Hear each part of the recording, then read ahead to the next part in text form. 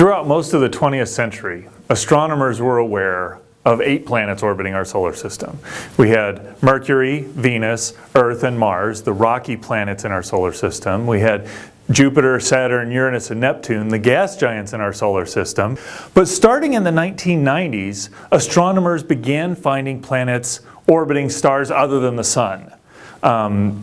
The first one, found in 1995, was orbiting a star called 51 Pegasi, a star fairly close to our star. But since that time, astronomers have found hundreds and even thousands of planets orbiting stars outside of our solar system. Now, they use different techniques to find these planets, and each of these techniques has strengths and weaknesses. So it's useful to understand the main techniques, or the most abundant techniques for finding planets, and what sort of information they give, and what potential they have to give us information in the future. And so I'd like to go through 4 of those main techniques. Now, this star found around 51, or planet found around 51 Pegasi, was found using the radial velocity, or the wobble technique. And how that technique works is it looks for the motion of the star as the planet orbits about the star. So we tend to think, if we confine ourselves to our solar system, say Jupiter going around the Sun, we tend to think of the Sun being stationary and Jupiter just orbits around it. Well, the reality is they both orbit around a common center of mass, and because the Sun is so much larger, it moves very little. Jupiter is much smaller and it moves a lot. But nonetheless, both objects move. And if we were to take a telescope outside our solar system, point it at the Sun, we would be able to, if the telescope had sufficient sensitivity, we would be able to detect this motion of the Sun due to Jupiter orbiting around it. And by analyzing that motion over a sufficiently long range of time, we could determine that there was a planet orbiting about. In fact, we could tell if there were multiple planets. Now, this technique, because it relies on the gravitational attraction of the planet to the star, obviously is going to be sensitive to planets that are more massive, because the more massive a planet is, the more gravitational tug it exerts on a star. It's going to be sensitive to planets that are closer into the star, because again, the gravitational pull between 2 objects is greater the closer they are, and they're going to be more sensitive to eccentric orbits. Jupiter orbits more or less in a circle. But as stars or planets that orbit where they get close to their star and further away, it's also going to be more sensitive to those kinds of stars, because again, or those kinds of planets, because it causes a greater influence on the star's motion. Now, using the radial velocity technique, and we found roughly 500 planets using this technique, this technique gives us information about the mass of the planet. It gives us information about the orbit of the planet, but it doesn't give us a lot else. And as we see that ultimately one of the reasons for doing or looking for extrasolar planets is to answer the question, is there life somewhere else out there? We're going to have to get more kinds of information. Well, there's a different technique that allows us to see objects that are actually further away. And this is one of the 4 dominant techniques. And it turns out that as light passes by a large gravitational object, that light will actually be bent.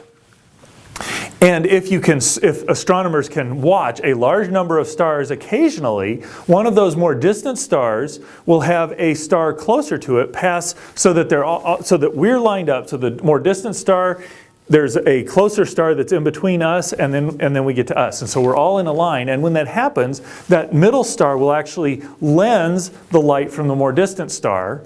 And as it does so, if there's planets around this closer star, those planets will also cause a lensing, which will give us, so this gives us the capacity to detect planets around these other stars. And while we haven't found a lot of planets this way, this has the potential to find planets that are much smaller than the radial velocity technique. In fact, it has already found some in that fashion.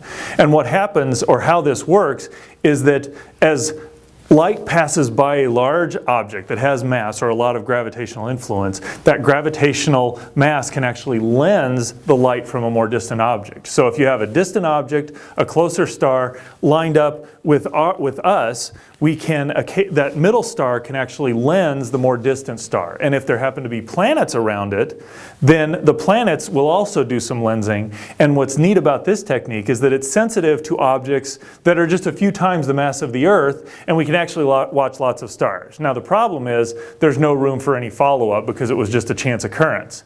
And also this technique gives us, again, the mass and the orbit, but little other information.